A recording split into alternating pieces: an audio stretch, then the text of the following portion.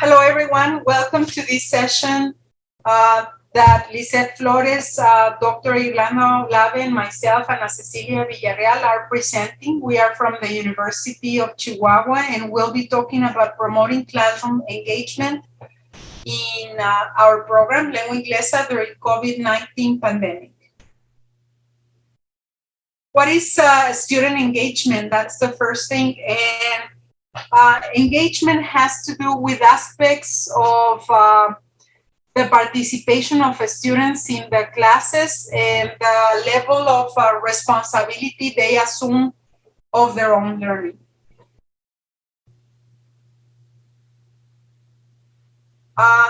There are different authors that classify engagement into different categories and also give different values to the type of engagement that students can exhibit.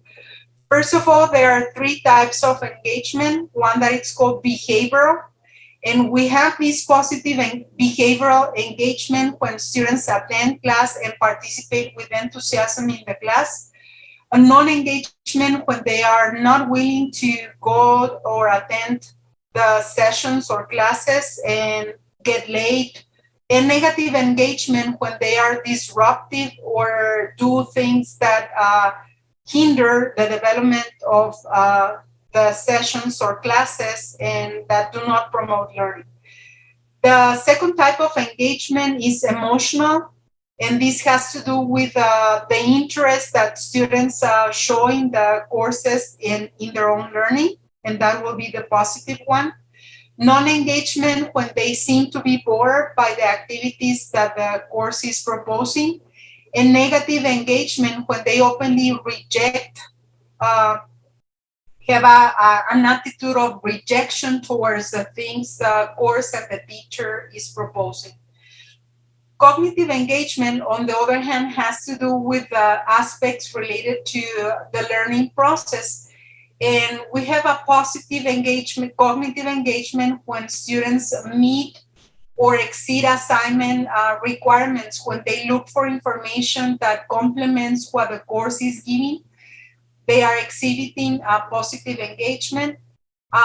They would have non-engagement when they turn in assignments late, or they do them like just to fulfill the requirement, but without any motivation to really get something out of the experience.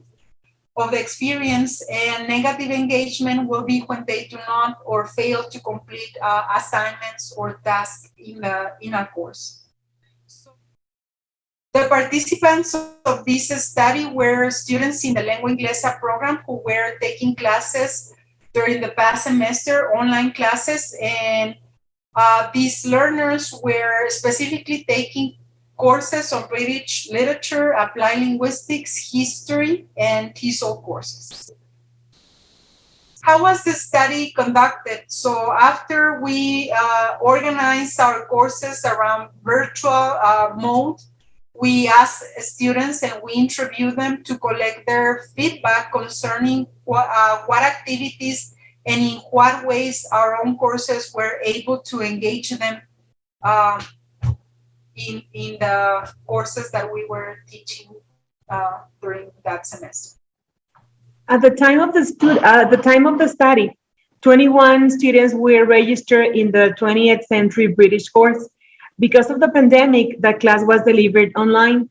What you're viewing right now, it's a sample of the students' works when analyzing the story, which is part of the activities that they need to do. Basically, they need to read stories, novels, and drama and poetry, and they will have to exchange what they think, what are the devices, the themes of these works from this century. At the time, because of the pandemic, as I said, the students had to do certain work on their own in a platform that we use for that, in the Mood platform that was provided by the Universidad Autónoma de Chihuahua, and some of the other activities were conducted in virtual reunions where basically they discuss the selections. When asked what activities from that semester did they find most engaging, as you can see in yellow, Most of the participants of the study said that class discussions, a vast majority of them preferred the class discussions as one of the most engaging activities. They had to choose from, they could choose activities like discussing in class, reading the selections, answering questionnaires, doing puzzles, posting photographs in forums, discussing in forums. But the thing that they found most engaging was class discussions. Okay, and next, please. When we asked them what activities they found least engaging, uh, not surprisingly, I think the majority of them shows activities where they had to work on their own in the platform. For example, puzzles. Puzzles was something that, although we thought they were being engaged to doing the puzzles, they were easy to do. They were not very complicated. In the puzzles, they had to choose. For example, it will say it will come a quote, and they will have to say whether it was a metaphor, a simile, an allusion, and they will have to answer the puzzle like that. What they don't like it though was that it had to be done individually. It wasn't communal work. It wasn't something that they shared. It was just them answering the puzzle to study before the quiz, and they didn't like them. Some of them also said about extra credit assignment, which had the same characteristic. Extra credit assignments were also something that they did individually. They will post a photograph and they will post in a group the themes, but the majority of them didn't check the other person's work. It was just like delivered for the teacher, let's say, but not for the community. So from the results of this course, we can get that the students believe that a classroom environment which enhances learning is one that provides opportunities for discussion with their peers, communicating with others. Learners believe then also that they were less engaged in activities that in a way inhibit their creativity and made them work on their own, like answering a puzzle, where they were not sharing their ideas with their classmates, and when the teacher controlled their responses. For example, in the puzzles, there was only one possible answer in comparison to the discussions where everything was permitted as long as you had an opinion. You may say that these results were only particular to the class of literature, but that's not what we saw in the study. These results, I think, were shared with the other learners from other subjects. Since one of the activities that they liked the most was discussing with their peers, we thought that maybe you would like to see some resources on how to conduct those discussions with students of different subjects. These are some pages that have worked for us in the major. They have very nice activities to work, things to how to make the students be engaged in the discussions. These are then some of those options that we have, and the results that we got from this class are in line with those results from Pascarella and Teresini, who said that classroom discussion is probably the most commonly used strategy for actively engaging students, as we're going to see when my peers present their results for the other classes. Thank you. Thank you. So now I'm going to talk about the Applied Linguistic course. And one of the things that we did was to ask students their perception on engagement in online classes. What were some of the obstacles or the challenges they were facing to follow this new mode of learning and teaching? Some of their expressions, I think I selected these two particular quotes from students because I think they reflect very well the sentiment or the feeling that students have developed. It has been difficult for me to focus on online classes. I get bored and exhausted on my own house. I get tired more often and get distracted while in class. I also became more lazy and unmotivated. I think these are common feelings of students in these online classes. And what Dr. Olave said was very important, the emotions of students, because they feel isolated, they feel trapped at home, and they're lacking contact with their classmates and with their teachers. So what are some of the things that, or some of the solutions that we found to overcome this lack of engagement of the students in online classes? We found that pre-class assignments become key in engaging students because these pre-activities give the students the opportunity to preview some of the topics in the class. And everyone is able to share, when we have the online class, to share some of their findings with their classmates. And the students say that this gives them opportunities to develop their participation skills. Especially shy students feel less anxiety when they feel that they are prepared for the class and they can share some aspects of the contents of the class with their classmates, but that they have had time to prepare beforehand. Some of the findings also point that some of the important aspects for engaging the students is to have courses in which the structure of the course is really well delimited, that the students have enough assignments that are low stakes, that they don't feel threatened by the effects that their completion of assignments is going to have in the course grades or course results, to combine asynchronous and synchronous components in the classes, like giving after the session to have opportunities to continue getting engaged with the class, perhaps over the WhatsApp group or other means of communication, to have flexible participation methods and deadlines, and also to have some alternative assessment formats, that they have options, and that's very important in engaging students in the class. The most significant factor, however, in engaging students is the affective factor.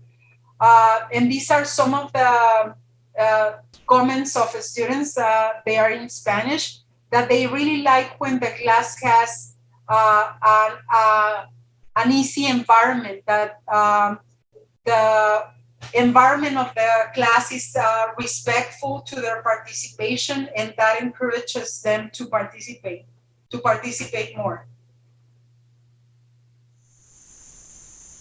Okay, and now I'm going to talk about two classes that are very different. The TESOL planning course, which is more like a workshop because students are very active and it's a more student-oriented course, and the analysis of British and American history course, which is theoretical. So the point of having also these two, let's say, different classes in terms of methodology was to see if engagement varied depending on the type of course that we gave. So the question here was, is there a difference between practical and theoretical classes regarding engagement? And the answer was, not really. The general activities that we have in these courses were in planning. Students have to write their lesson plans. They have tests. They have to do micro-teachings. They have a micro-teaching in a third language. They have to write a learning theory and other activities. And of course, class discussion. And in history, as it is a more theoretical course, we have more tests, but we also have class discussion about the topics that we are covering. We have games, questionnaires, etc., etc. So in the planning course, the activities that students found the most engaging were the micro-teachings and the class discussions. And in history class were the class discussions, the review games, and the representations and the videos. The representations are dramatizations of a historical event that they choose. So they have to act it, which is different from a presentation where they only present the topic. So as they are acting, they found that they were more funny, they were more creative. And as you can see in the comments of the students from these points, from these activities that they found most engaging, they like creativity, as my peers already mentioned. They like to share their opinions, and they like to use songs or activities that are not that common, especially because they are taking the classes online.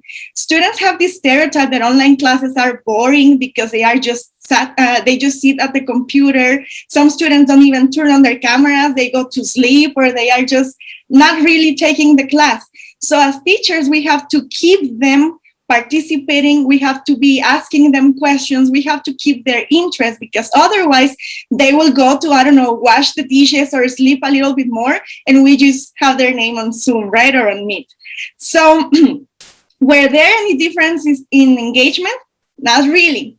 Students did feel more motivated in both types of courses when they were encouraged to participate in class, when they were engaged in creative, dynamic activities, and when they were challenged and they felt inspired. These are words that they used in the interviews when we asked them.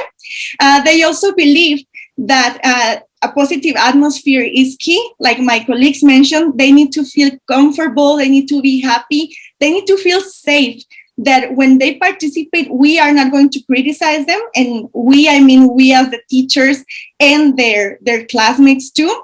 And they said that they like the activities when you don't feel that you are learning, but you are. So it's like you are talking to your friends, you are talking to your teachers, but it's more a discussion instead of memorization of facts, or instead of memorization of how to do an activity, how to do a task. They actually do it. So they like to practice, they like to be like hands-on what we are doing, whether it's something theoretical or something more practical. So as teachers, it is very important that we update ourselves to find what the students like, because sometimes we just focus with the techniques or the strategies that we had like from 10 years ago, 20 years ago, and that doesn't work with the new generations, especially during the pandemic, that we all were forced to kind of like come up with new ideas to keep our students participating via distance learning, right? So according to the students, although we do have a definition of engagement, for students, engagement refers more to participation, interaction, fun, dynamic activities, involvement basically, and especially motivation. We found that motivation is key to keep students engaged. So as educators, it is super important that we construct effective learning scenarios that keep our students interested and engaged in class. So again, we need to know what they like. We need to know how to get them, how to get to them, how to get to their brains and keep them interested in our classes, because otherwise we will lose them, right? And engagement then is not the necessary outcome of interventions at one level alone. So it is a mix of the behavioral, affective, and cognitive motivation, let's say, cognitive elements. So we need to try to reach all of them, not just focus on teaching the course and teaching the contents, but to actually make them participate and be part of the class. Because after all, we want them to participate, to be and to be in class. Because if they are not participating, are we really teaching? So no, right? So that's all of our presentation. I hope that you like them. We hope that you like them. And if you have any comments, you can write them here in the comment section, or feel free to send us an email to these addresses. Thank you very much. Thank you. Thank you, everybody.